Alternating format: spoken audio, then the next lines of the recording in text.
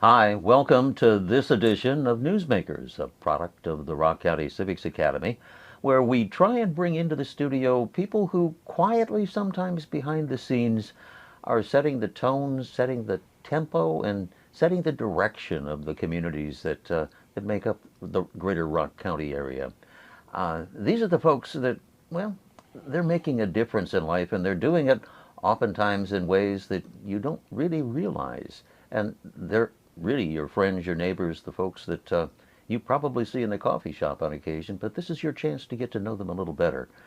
It's my pleasure to welcome into the studio somebody who's been around long enough that he's probably known in a coffee shop or two, but I know he's certainly known in the banking community. Jim Raymond, welcome. Well, thank you. Thank you for inviting me. I feel honored that you have reached out. And when I looked at some of the other people that are in there, the John Cruzans, Jeremy Billhorn, I know it was in there, and Chris Cullen, people that are well respected in the community, and I get to sit in the same chair. This is nice. Fact of the matter is, you've quietly made a huge difference, and Thank you. you and I have not had a great time of, extended getting to know each other, but we passed Sure. each other in the hallways and in the hallowed hallway of WCLO radio, Yes. and we both sort of have taken on some things in life. They're a little different and not the normal path people would take. Maybe not, but but nonetheless, pretty fun. but nonetheless, it's a lot of fun, Yeah. and you're making a difference. So welcome. Well, thank you very much. Glad to Thanks have for you the here. invite. Jim, most recently, you are the host of a program that's been around now for about 12 years, Ag Matters. Mm-hmm. Yeah. It's a weekly program where you do a lot of educating. Well, I hope so. And that's the most important the part about goal. agriculture is it's education. And for me, it's education. It is not a farmer education program. I tell people that openly. to educate. It's our urban friends to kind of bring people along, talk about the issues that are out there, talk about people that are involved in the industry on things that they would not think of.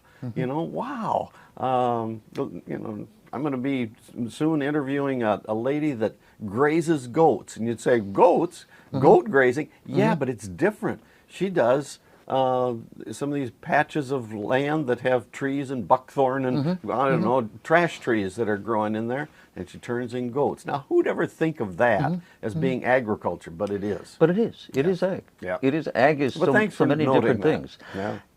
You had your start in the Edgerton community. You grew up on a farm. Yep. One of those things that we rarely see anymore. You grew up on a 40-head dairy herd farm. Well, there were tons of them before. Well, No, not so in the much. day, you worked Yeah. 365 days a year. The only vacation was on Sunday when you went to church. You're talking about my dad now, Yeah. not me so much. But I milked cows through the '60s. My dad had Parkinson's disease, so that kind of slowed him down. So when I was in high school, I was milking cows pretty regularly, and that was a good foundation. Well, agriculture gets in your blood. It does, and it's hard. I don't say it's hard to get it out, but it's like I went to school at River Falls, got an ag business degree, and then went in the Peace Corps after that in the Philippines, and it was very, very interesting living in a foreign country, and there did farm lending as well. Wow. In their banking system that was there. So all I've ever really done, I can pretty candidly say this, is loan money to farmers, and thankfully they use a lot of it. Well, and they use a lot of it, and they're a unique group of people to lend money to because their business cycle is different than a lot of industry out there. It's one of those that I'm always amazed how dependent they are on things that they have no control. Yeah. And Primarily how is so important that bankers have big hearts and they have to understand that. Yeah, but it's primarily weather that they do wrestle with, and you're right in that there are a lot of unknowns that are out there. Ag lending is a specialty area, and there are a lot of people like me that made their entire career off of loaning money to farmers because they use a lot of money. Everything they buy costs a lot, and so a lot of it's done on borrowed money because when you look at a farm and you say, geez, the thing costs $1 million, well, they don't have $1 million. Yeah. So they come and leverage what they have to be able to buy property and such. Well, And we get to be a part of that. You learn the magic of cash flow Yeah, and cash flow there you are. analysis and how you see it. it's the real roller coaster. The expenses go this way in the spring, and the income goes that way in the spring. Yeah. And you hope, fingers crossed, at the end of the year it reverses there, and you see the income go up and the expenses go down. Yeah, but when you have that in your blood, agriculture and banking, I think it makes you a good board member because, quite frankly, I do worry about the numbers. And so numbers are important to me. Things like being able to show a profit, being able to even on some of these nonprofits that you're involved in, they gotta be functioning. They got to be done financially. Well, no margin, no mission is a real truism that even for not-for-profits, that it's the name of the game. They've got to have the cash there. Oh, boy. Somehow, Jim, in all of your years in ag lending and a full-time job, ag lending, full-time raising a family, you somehow found time in that schedule to get involved in other community things. I'm not sure where to start because of the history you have of being involved. Let's start with the Ag Business Council. That takes us back to the early 80s. That it does. I moved back here. I had a chance to buy the home farm in 1983. So we moved back to the farm and started working at Bank of Wisconsin. Back then was what it was called. It's Independent Bank. It's grown up now, and it's got a BMO's got their office there. But at any rate, the Ag Business Council back in 1983 here in Rock County was fledgling. It was just a group of guys, really, because everybody that was in it was guy. And we were get together and drink beer at the Monterey Hotel, quite honestly. And that's where it kind of grew from. And I'm pretty proud of our Ag Business Council. We have grown over time so that we do nice things in the Rock County area. But we do a good job, I think, of representing agriculture in the county. Well, and it's an organization that has not only survived, it's thrived. The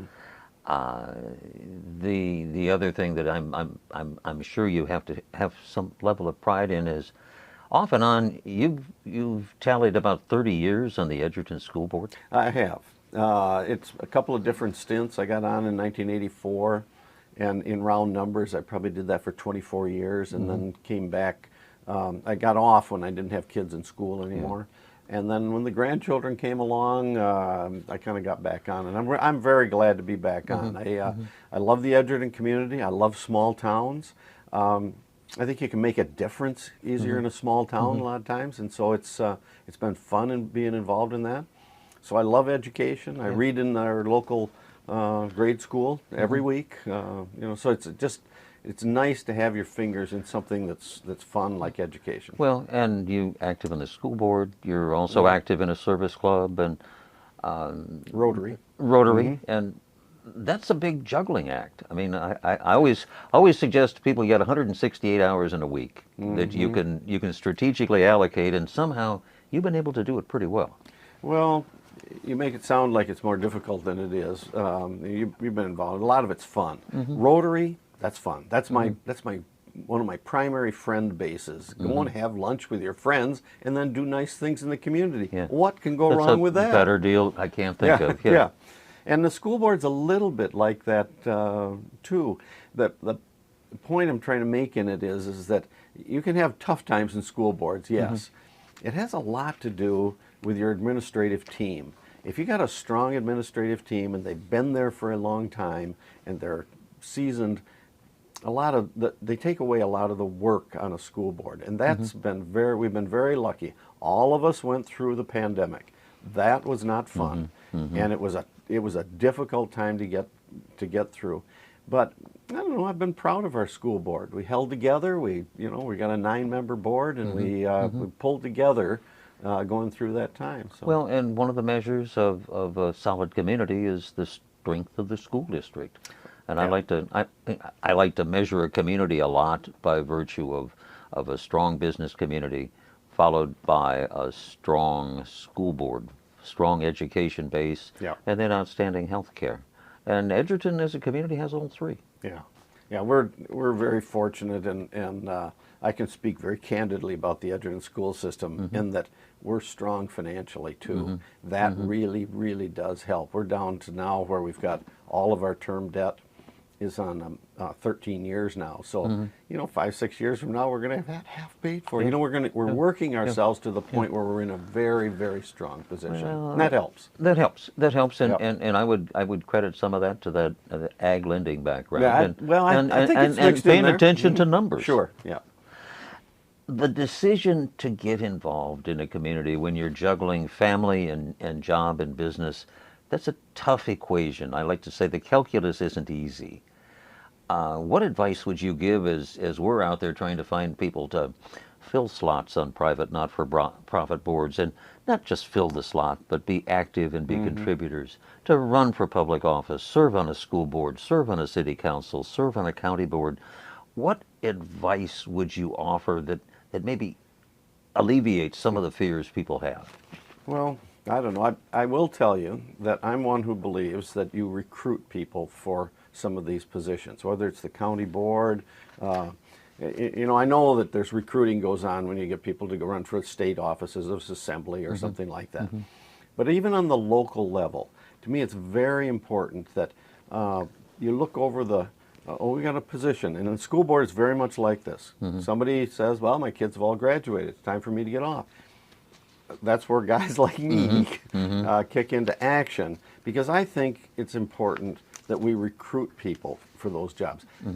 I've been on it long enough to know what it takes to be a school board member. It isn't all drudgery. It's fun. You feel like you're doing something that will help your community and you can make a difference. That's an important feature. And all you got to do is think in your head, who would you like to have on the school board? Yeah. And who would do a good job of that? And then you go and talk to them and you recruit them into it. Now, it isn't perfectly easy because a lot of them got kids playing football and other things. But somebody needs to do it. So we need to make these jobs that are community jobs like that not so onerous that they soak up all your extra time. School board's not, to me, it's not bad. Not bad that way at all. We meet twice a month. Come on. Well, and the key is to find people who respect the institution, who can respect their peers, and recognize that the real heart of public service kind of falls into that very simple motto: show up, speak up, and then help clean up. Yeah.